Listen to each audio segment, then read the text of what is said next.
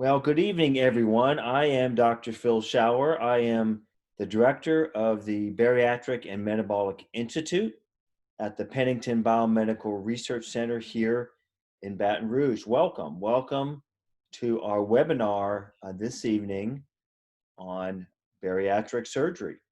Now, before I introduce my colleagues, I'd like to tell you a little bit about myself. Again, I'm Dr. Phil Schauer, and I'm new to the region of Baton Rouge. I have been in the field of bariatric surgery for about 23 years. Most recently, I was at the Cleveland Clinic in Cleveland, Ohio, and have come down here to Baton Rouge to join my colleagues to establish something very special for the region and for the nation. That is our Bariatric and Metabolic Institute, which focuses on providing the latest advances for treating our two greatest public health problems today, obesity and diabetes. So I'm very thrilled to be here. Tonight is just one example of the many educational type programs that we would like to offer. And that is a webinar about the ins and outs of bariatric surgery. Now, joining me this evening are two of my very special colleagues. First, let me introduce Dr. Raoul Manalac. Dr. Manalac is a physician specialized in internal medicine and specifically obesity medicine. And he will be joining us tonight to address some of your questions. So Raoul, welcome aboard. Thank you for joining us. Thanks for having me. Looking forward to it. Tell us a little bit, Raoul, about your background and specifically about the fact that you specialize in obesity medicine. What does that mean, really?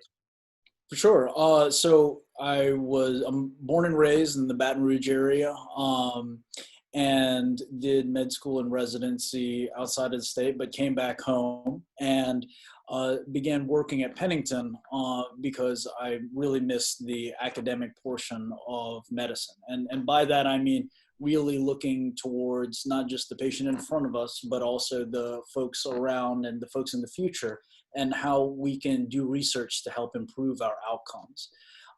As Dr. Schauer mentioned, obesity is probably the prevailing threat to our nation's health and underlies so many of our medical issues and chronic conditions. And so as part of that, some of my mentors at Pennington recommended that I look into specializing and doing a certification in obesity medicine. And so what this included was a lot of intensive education about obesity and doing my own personal learning as well as structured learning on the newest treatments with obesity and some of the latest research in obesity.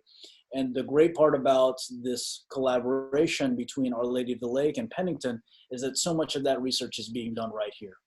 And it's really an exciting time to be in the field of obesity medicine, to be able to bring what has traditionally been within the four walls of Pennington out into the world. And it's really going to be something great that Dr. Schauer has helped spearhead as part of his initiative with the BMI, and I look forward to being a part of it. Great, thanks, Raoul. I think you said it very well. What we're so excited about is bringing all this expertise that the Pennington Biomedical Research Center has germinated over the last 30 years and bring that to the patient for using these very advanced treatments. So now let me introduce my next colleague, Laura Boyer. Laura has many hats that she wears in our center. Laura is a registered nurse. She's also a nurse practitioner, and she also is the administrative manager of our new center. And Laura has also been in the field for a while as well. So Laura, welcome, and tell us a little bit about yourself. Hi, everyone. I really would like to welcome everybody to this webinar, and more importantly, I would like to welcome everybody to our clinic. I have been a nurse for a very long time, and I've taken care of patients in the hospital and outside of the hospital. In the last 20 years, taking care of patients who struggle with obesity and treating them with surgery and medicine has been absolutely the most rewarding and most satisfying thing I've ever done as a nurse. I've always been a nurse, and once a nurse, always a nurse. But to feel like you're actually making such an impact and making such solid connections with people and truly changing their lives, it's so addicting and it's so rewarding. And I am so happy to be here. After 20 years of this specialty, I came from New Orleans to practice here at our special institute. Dr. Schauer dragged me up I-10 to be part of this. Great. Thanks, Laura. Thanks for being here tonight. But one thing I hope you folks have noticed already, one thing we do have among our staff, a lot of passion for what we do. And there's nothing more thrilling than seeing the fruits of our labor, and that is having our patients return to good health after whatever intervention it is, whether it's surgery or medical treatment of their underlying obesity and diabetes. So without further ado, let me just jump right into our program. And I'm just going to share with you a little bit about our center because it's still very, very new. And then I'll talk more specifically about surgery. So this is our team at the Bariatric and Metabolic Institute. And I'll say more about each person here in just a minute. But we do have an all-star team. This really is a dream team of surgeons, medical doctors, dietitians, nurses, administrators, and many other and mental health providers, and many others that are all here to help you be restored to good health. And let me see if I can advance the slide. There we go. So as the slide indicates, we are open for business. We started in the midst of COVID at the beginning of June, and this is our clinic here on the Pennington campus, which I'll show you in just a minute. A couple things I do want to point out is that you can see me wearing a mask. That's to remind me to mention to you that we are practicing, very strict COVID precautions for your safety. Social distancing, mask wearing, hand washing, all of those special efforts to keep this infection at bay. It's easy to make an appointment. Here's our phone number. You can also go to our website, which many of you have already done, to register for this webinar. We also have video visits. If you prefer not to come physically to our clinic on the Pennington campus, you can schedule a video visit. And in the comfort of your own home, you can access one of many of our providers to get you started. Now, tonight, we want to make this as interactive and as meaningful to you as possible. So questions are welcome. We're going to have you stay muted until the question and answer session. If you'd like, you can show yourself via video, or you can keep that personal. You can enter questions in a variety of ways, either by typing in on text, or you can ask a question directly through your video cam. And I'll show you how to do that in just a minute. The presentation is recorded, and we will provide access to this recording on our website within the next few weeks. So please give us feedback on this presentation. We want to make this as informative as possible, and we hope that we can improve this over time. So here's how to ask a question. If you go to your menu bar, and if you click on participants, you can see all the participants there. And if you want to ask a question, you click that button that says raise your hand. We will identify that, and we will call on you, and you can ask a question directly through your video cam. If you would rather not show your video cam, you can type in a question by clicking on that chat right there, and you can simply type in your question where it shows there at the bottom, and we will take your question as we see it. Okay, so very simple. Okay, now let me tell you about our center. We are the Bariatric and Metabolic Institute, that's BMI for short. And many of you know what the term BMI means. It also means body mass index, which is a way to relate your body weight to your height, and where you should be on the BMI scale. Ideally, being at a BMI around 25 is ideal. 30 or greater is considered the state of obesity, and 35 or greater would be considered a person who has severe obesity. So we're all about treating obesity and diabetes, because diabetes is directly related to obesity. So we are an obesity and diabetes treatment center. We provide comprehensive care that includes, among others, medical treatment, behavioral therapy, diet, exercise, counseling, and surgery. Multidisciplinary, that involves a variety of different types of expertise that I've already mentioned. Continuum of care, which means that we're just not a one intervention center. We provide care over essentially the lifetime of a patient.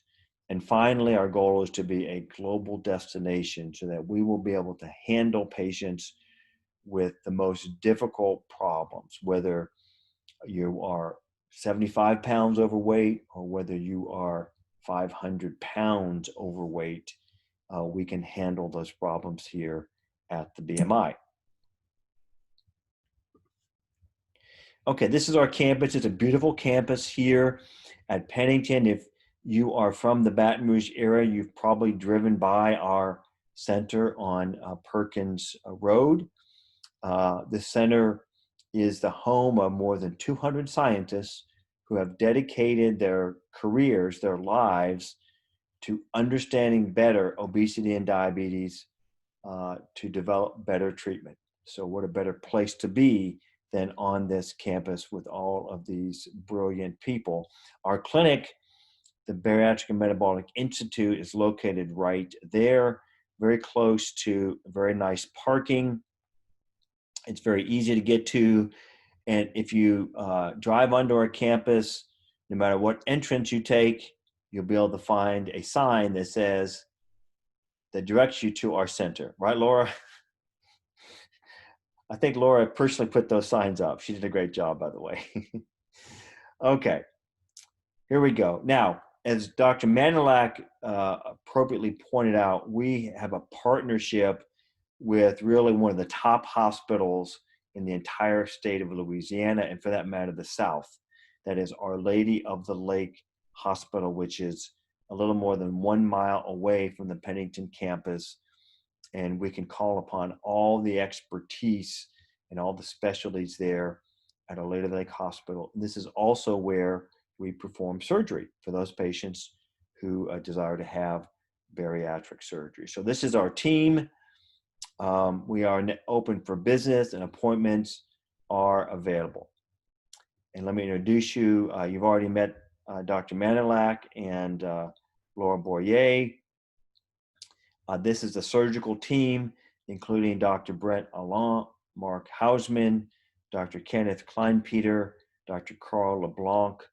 Together, these 5 surgeons have more than 80 years of experience performing bariatric surgery in some more than 15,000 cases. So a lot of expertise here. Dr. Bridget Saunier Hillis is a psychologist with a special focus in bariatrics, and she has tremendous expertise in this area, and she evaluates all of our patients before surgery and provides a lot of good advice about behavior modification and related concepts to improve the results of both surgical and medical intervention. And Sheila Alford has had some 10 years experience with nutrition, particularly the bariatric patient, and provides an enormous wealth of information to guide our patients preparing for surgery as well as care afterwards. So we also have a tremendous support team. On the left shows you a picture of one of our first patients. This is just a few hours after she had surgery. She's walking in the halls. there at Our Lady of the Lake Hospital. And we had this tremendous team that our patients see every day in clinic, our nurses, our medical assistants, administrators who are there for our patients. So tonight's focus is all about obesity, and many of you, I'm sure, already are well aware that this is a very serious disease. It's not just a character trait or a lifestyle choice. Obesity is a disease, and it leads to many other serious conditions. In fact, every organ of the entire body is adversely affected by obesity. And here you can just see some examples of some of the conditions, such as diabetes, high blood pressure, elevated cholesterol, asthma, sleep apnea, acid reflux, depression. Obesity is a cause of many types of headaches, actually. Of course, stress on the joints, the knees, the hips, which is known as degenerative joint disease, leading to severe arthritis, gout, in women, a condition called polycystic ovarian syndrome is in part caused by obesity. So you can see all of these conditions, and this is just a short list. Now, I'm sure many of you can also relate to another condition that is affected by obesity, and that is, of course, COVID. And we are in the COVID era right now. And you've probably read in the news about people who have obesity and have obesity comorbid conditions or metabolic conditions and severely affected respiratory dysfunction are particularly vulnerable to COVID. The mortality rate for patients with obesity who have COVID is much higher than people who do not have obesity. So it's a very serious condition. And it's thought that obesity not only weakens the immune system, but it severely affects the respiratory function, making folks very vulnerable to COVID. They're more likely to be on a ventilator, and they're more likely, unfortunately, to die from COVID. So, another comorbid condition of obesity is COVID.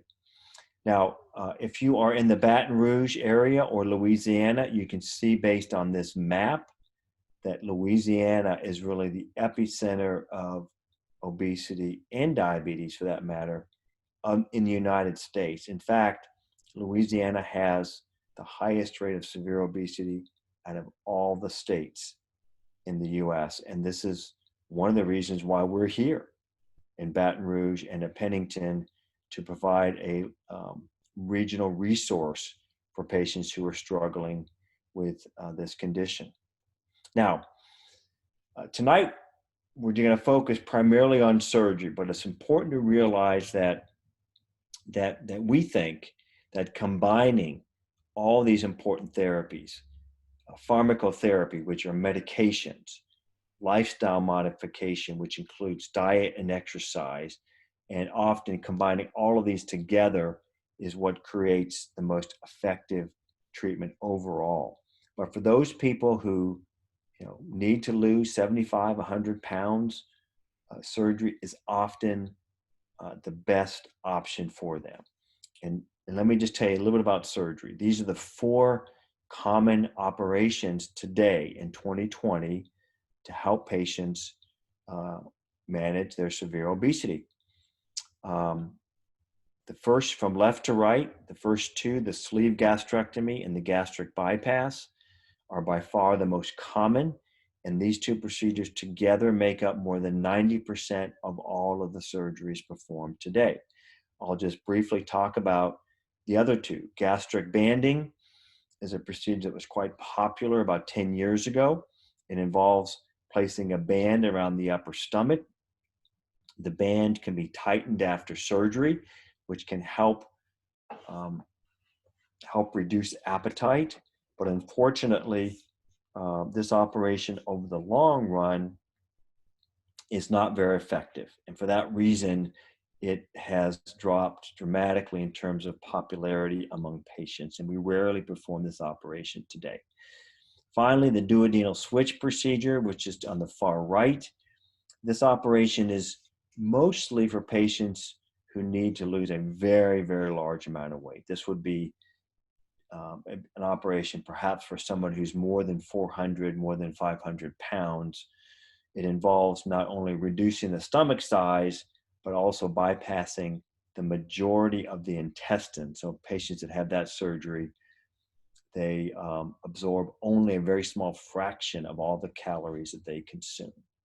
So let's talk a little bit more about the two common procedures. First of all, a major advance over the last 15 to 20 years has been going from this open surgery, shown on the left, to what we call laparoscopic surgery, allowing us to perform these operations through these very small 1 inch or less incisions. And you can see just by looking at these two images how much less invasive these laparoscopic incisions are compared to the open incisions. Thus, patients recover quickly. They typically stay in the hospital just one night, often are back to work in 2 weeks, sometimes less. And the complications of surgery, like bleeding and infections, are so much less than what they used to be because of laparoscopic surgery. And here's another look. This is an actual photograph of a person who had an open surgery many years ago. You can see how large that scar is. And look on the right, you can actually barely see these scars. There's a big, big difference there, favoring this newer laparoscopic approach. And at our center, I would say 99% of all the bariatric procedures we perform are done laparoscopically. So this is the first operation, sleeve gastrectomy. So this procedure involves making the stomach smaller. Think of the stomach as about the size of an NFL football when it's completely full. And we're going to staple the stomach down to the size of a banana. It almost looks like a banana, doesn't it? Okay, so we're going to remove more than 2/3 of the stomach. And that allows a patient to feel full, to fill their stomach with a much smaller amount of food. Therefore, they will consume much less. And by consuming less, that can help them achieve a lot of weight loss for the long run. Okay. So patients that have this surgery tend to lose more than half of their excess body weight. So for example, if a person was 100 pounds overweight and had this surgery, typically they would lose about 60 pounds. And that's the sleeve gastrectomy. Now, this procedure is the gastric bypass. This procedure is also done laparoscopically with these small incisions, just like the sleeve gastrectomy. But here, we're making the stomach even smaller. We staple the upper part of the stomach, leaving this small stomach pouch that's about the size of an egg or a golf ball, okay? So it's even smaller than the banana-sized stomach that we see with the sleeve gastrectomy.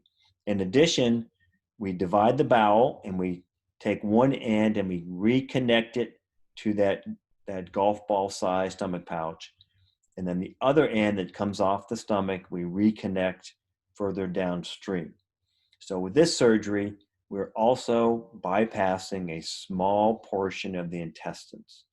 So with the gastric bypass, we're making a stomach smaller, plus we're bypassing part of the intestines. So with this surgery, we tend to see even greater weight loss. Typically 70 to 75% of the excess weight is lost after this surgery. So again, a person who's 100 pounds overweight would typically be losing about 75 pounds with this surgery, okay? Now, why do we do these operations? Well, of course, it's to lose weight, but really it's to get healthier. And by losing weight, all of these conditions that I mentioned earlier actually get better. they get better, or in some cases they go away. For example, diabetes. We see many patients who have this surgery enjoy complete remission of their diabetes, meaning that their blood sugar goes down to normal and they get off all of their medications, even insulin. So it's really wonderful to see that in many people. In addition, the quality of life improves. People can walk better, they can spend more time with their family, do the things that they enjoy doing, and they're going to live longer, actually. So these operations dramatically reduce the risk of deadly events like heart attacks and strokes. Now, these operations, though, are surgery. Don't get me wrong. And so there are potential, risks of any surgery. But as I mentioned earlier, because we do these operations laparoscopically, the risks are much lower than they used to be years and years ago. So this nausea and vomiting can occur in some patients, but usually it's very short-lived and can be prevented and managed with medication. Bleeding is quite rare these days, less than 1%. Wound infections, also quite rare. Intestinal leakage, wherever we staple the stomach, there's a potential for leakage that could lead to an infection. Fortunately, that's quite rare. And most of the time we can treat with antibiotics, but occasionally we might have to go back and operate. A blood clot can happen after any major surgery, but nowadays there's medication to prevent blood clots. A narrowing of the stomach or stricture can occur after these surgeries. If that does happen, sometimes we have to do endoscopy, which is a procedure that involves taking a special telescope and putting it through the mouth and looking in the stomach and stretching that area that has become narrow. Bowel obstruction, anytime a person has surgery on their abdomen, scar tissue can form that can lead to a kink in the bowel, cause an obstruction. Occasionally that might require surgery, but this is a rare complication. Ulcers may occur.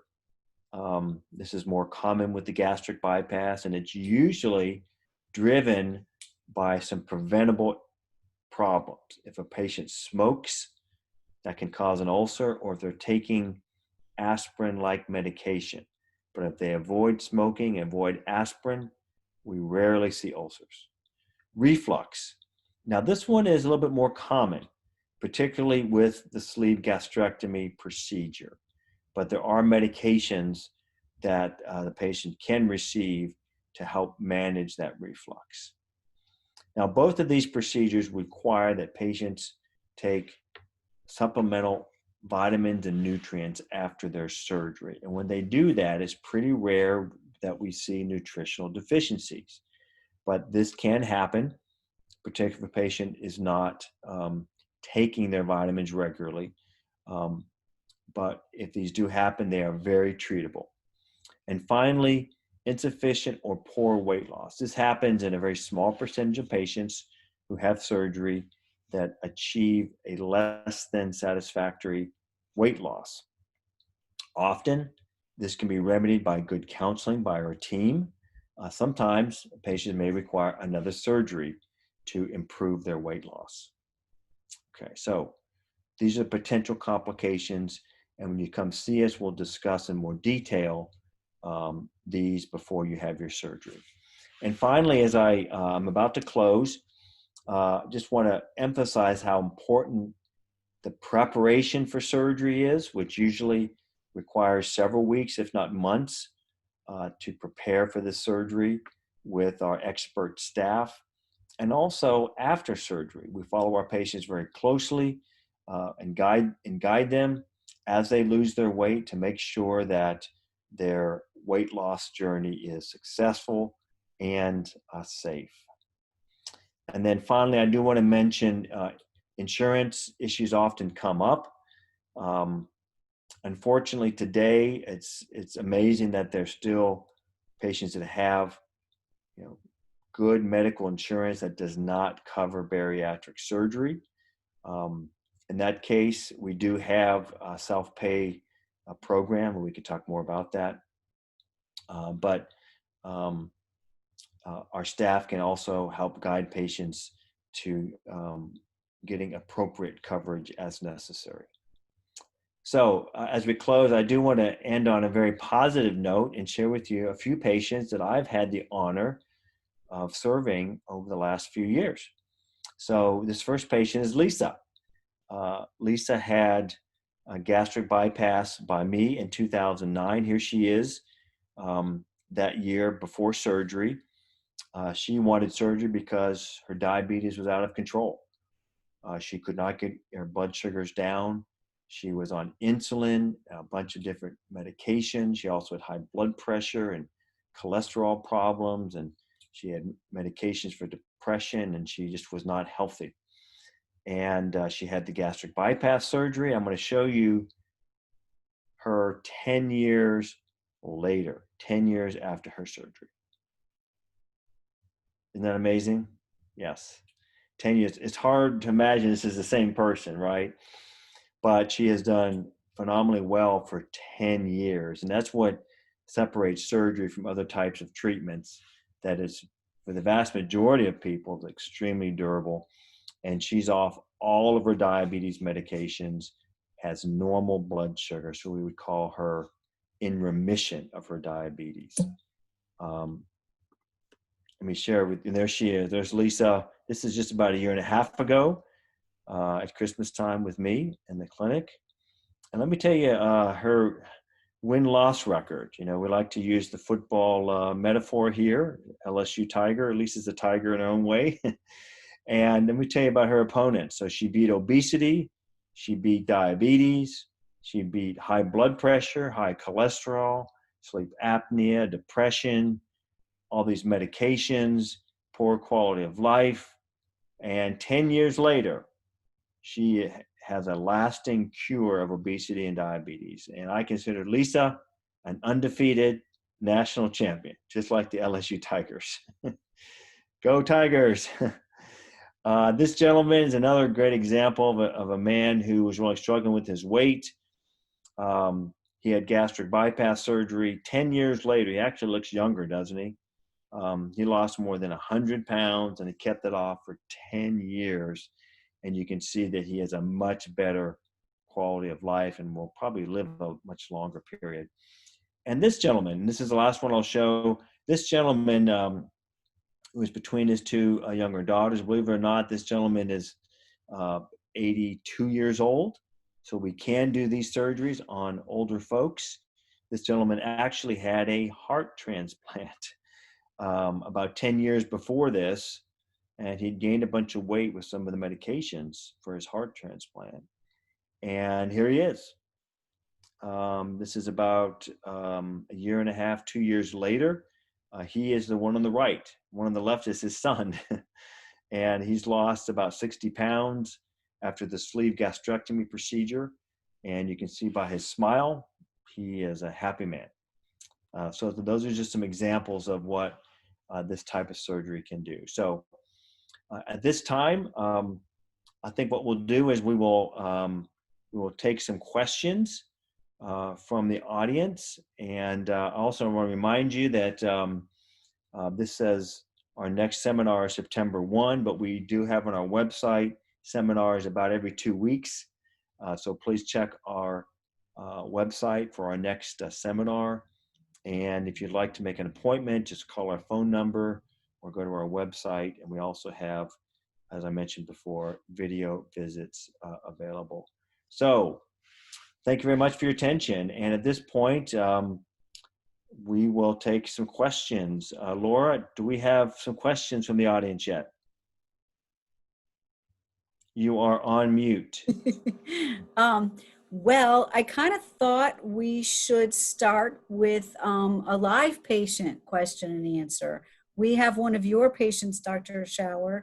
Mr. Doolittle has been watching on the webinar, and he's kind of given us his time, and he's a great example of somebody who's off to an awesome start.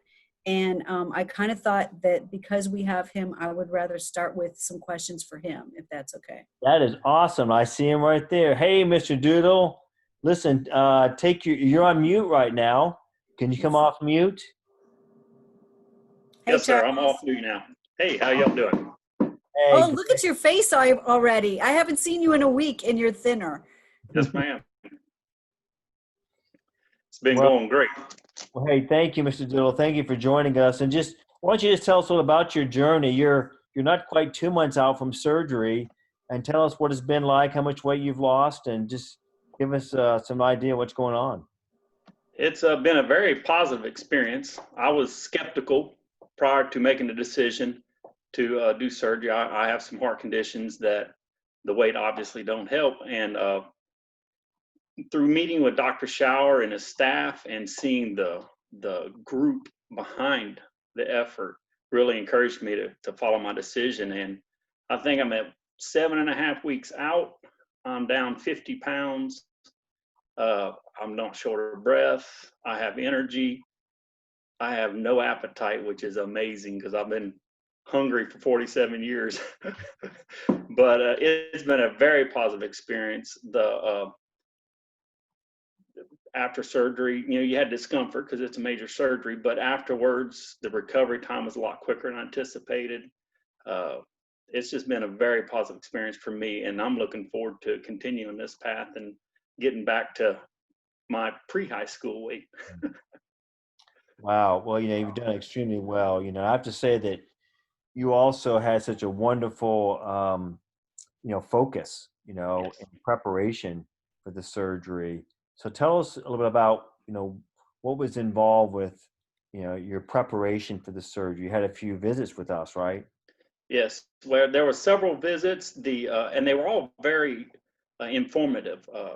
The visit with the psychologist helped kind of me figure out really what were my triggers, because I didn't know. I just really liked eating food, but there's some triggers that I watch out for now so that I avoid those circumstances.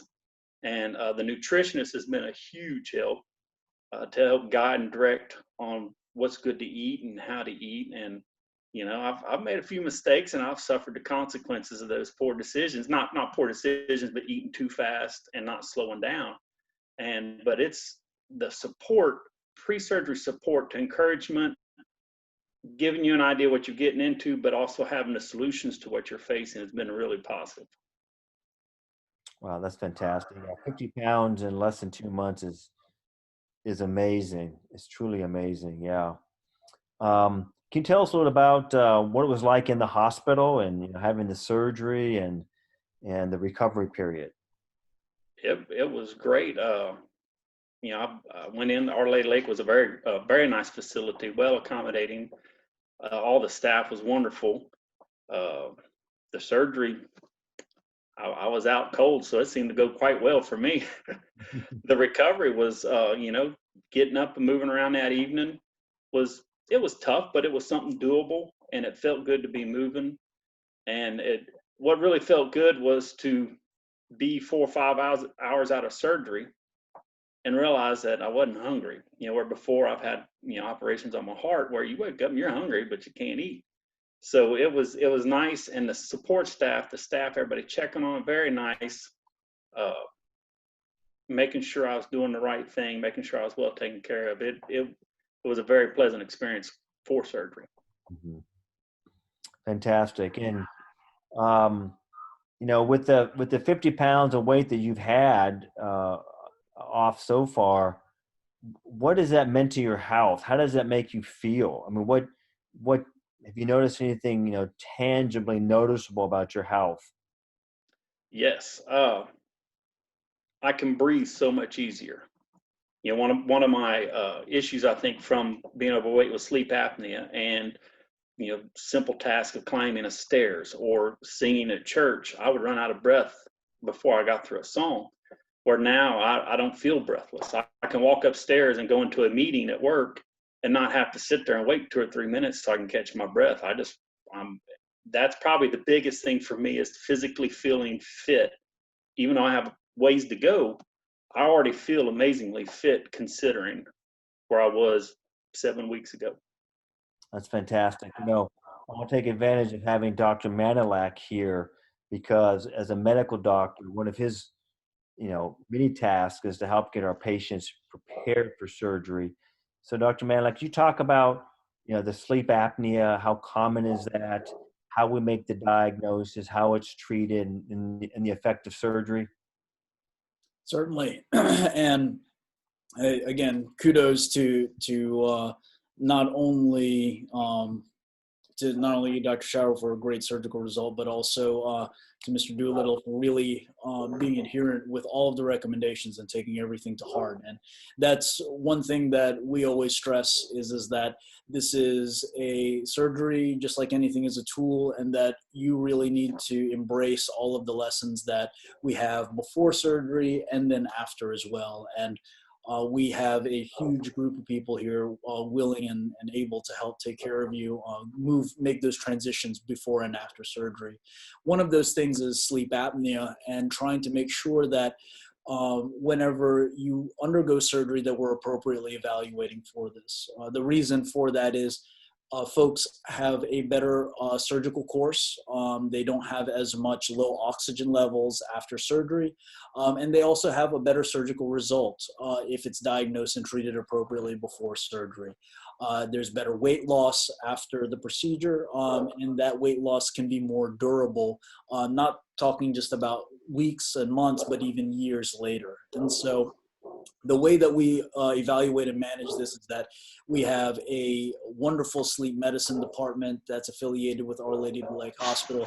They've been extremely responsive in trying to prioritize anybody that we are concerned about having possible sleep apnea. And this is something that we evaluate in each one of our initial consultations with you from a medical perspective. And if we get any hints that this may be a possible issue for you, we help facilitate an appointment with our sleep medicine colleagues.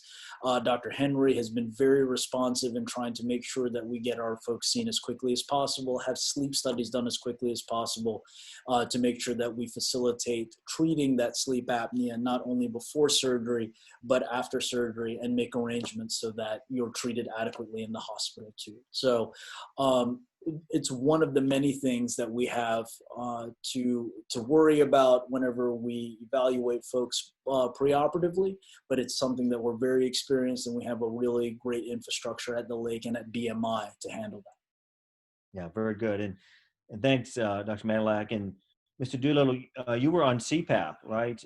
Yes, sir. Well before surgery, or were you diagnosed fairly recently? I've been on CPAP since I was probably 32 years old. Okay. And I'm 47 now. So I'm looking forward to hopefully getting off the machine. Yeah. You may not notice yet, but because you have the CPAP, you're using it at nighttime, but even with the CPAP on, do you feel like you're breathing better at nighttime? Yes. And I've actually taken naps in the middle of the day since surgery, and I haven't woken up with that gasping feeling. So that's an improvement. Before, if I took a nap without the CPAP, I would wake up gasping, because I had stopped breathing. So I take that as a positive sign that I'm heading in the right direction. That's excellent. Yeah. Dr. Manalac, isn't it true that with the weight loss that a large percentage of patients are eventually, maybe after a few months, able to come off the CPAP? 100%. And it's one of the great benefits that I like to tell people about is that if we identify the sleep apnea beforehand, treat it after surgery with the weight loss, you can come off of it at that point. And it's really one of those, especially for folks who have had experience with CPAP for a long period of time, who find it uncomfortable, who struggle with it. It's really something that people look forward to. And again, it's one of the areas that we're very fortunate to have a very active sleep medicine department to help us manage that as well. Excellent. Yeah. Laura, I just want to take advantage of Mr. Doolittle's generosity that he's here to see if anybody else has any questions for Mr. Doolittle. Please, you can either type in, or if you want to just let us know by raising your hand, that we can open the mic to you if you have a question for Mr. Doolittle. I have one. from somebody on the Zoom. Charles, is there any foods that you're truly feeling deprived of? No, that is probably the most amazing thing is I do not feel deprived. I was a bread, rice, pasta eater, and I have had no desire for the bread. My wife, she still eats normal. She can make garlic toast and says, that smells good, but I really don't want it. And that's probably been the most amazing and encouraging thing is all these cravings are gone. And so I see a light where I can stay strong, follow what I'm supposed to do and exercise and eat my little 2 ounces at a time and just loving life. So the cravings are not there. And it's just amazing. I don't crave sweets. I know when I'm supposed to eat, I do that. And other than that, I'm satisfied. It's a great thing. Yeah, I'll just comment about that too, Laura, because one of the exciting things about being at the Pennington Biomedical Research Center is working with all these scientists who, can help us study this surgery. We know that all these, signals that go to our brain that tell us we're hungry.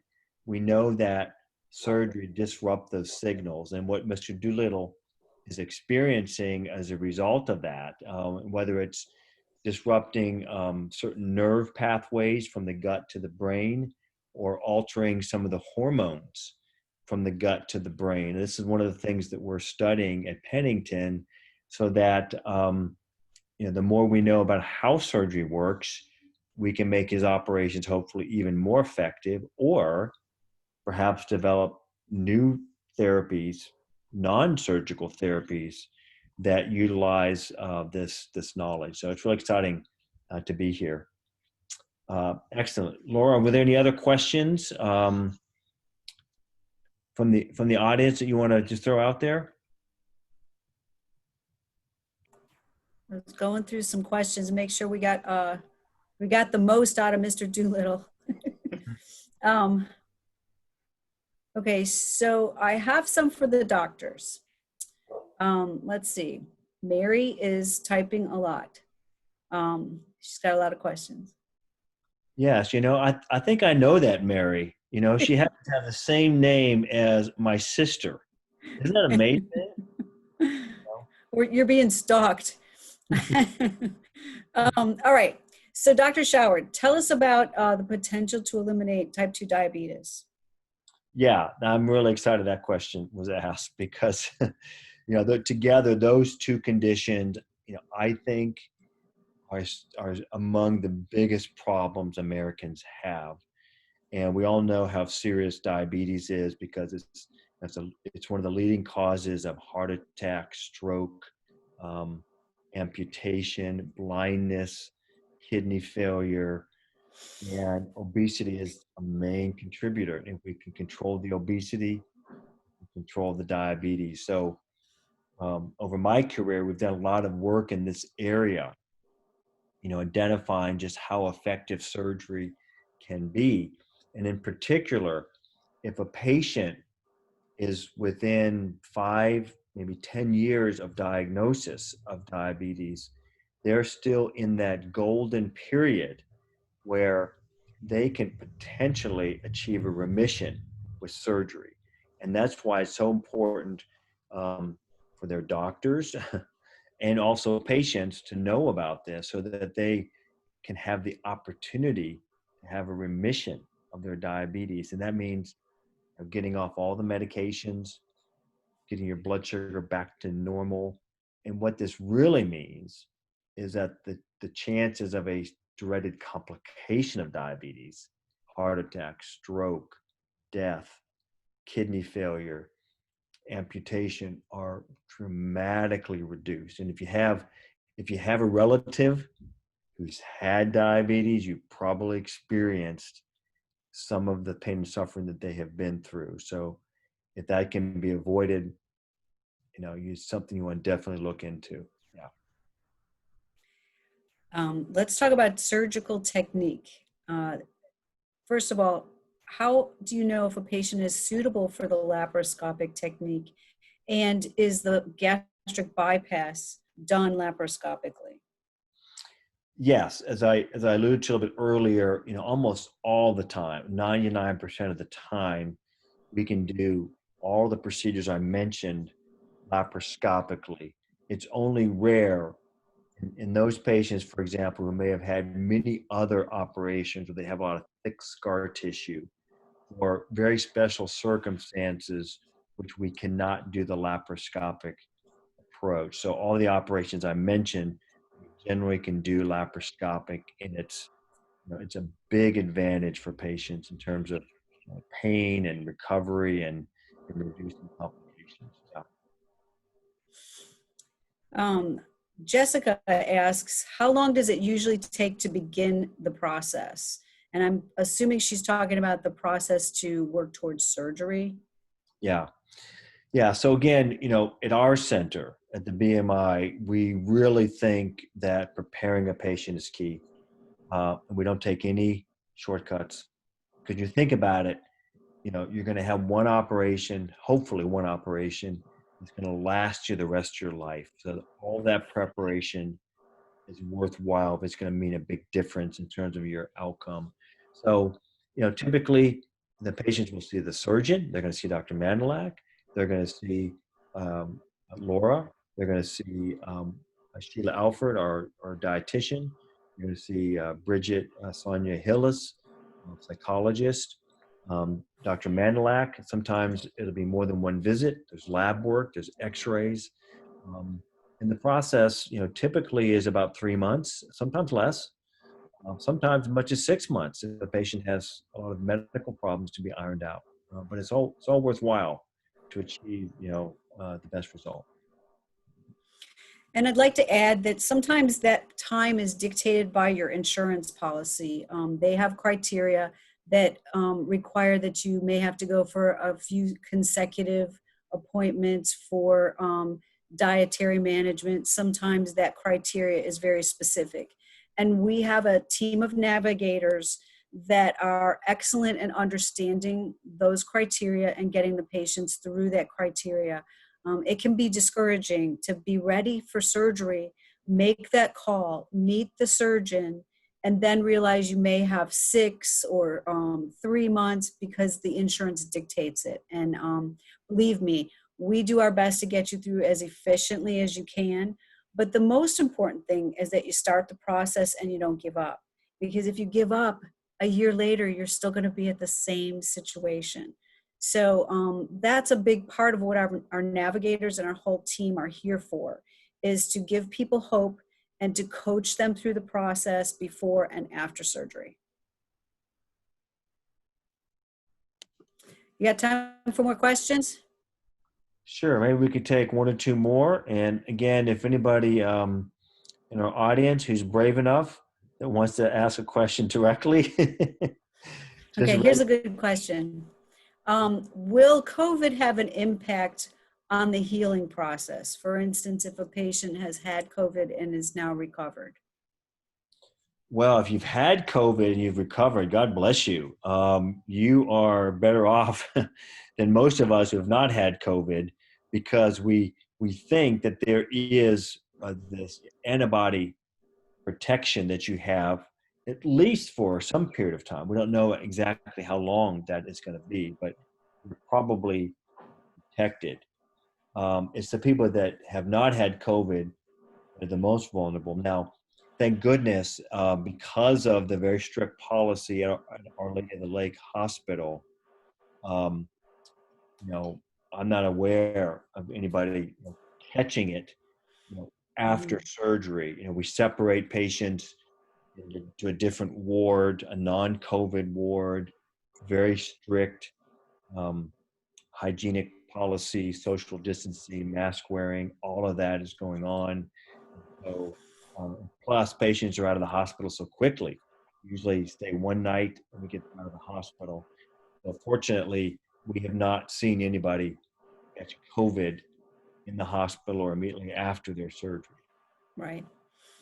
And we do testing right before surgery so that we are as sure as we can be that a patient is going to surgery without the infection.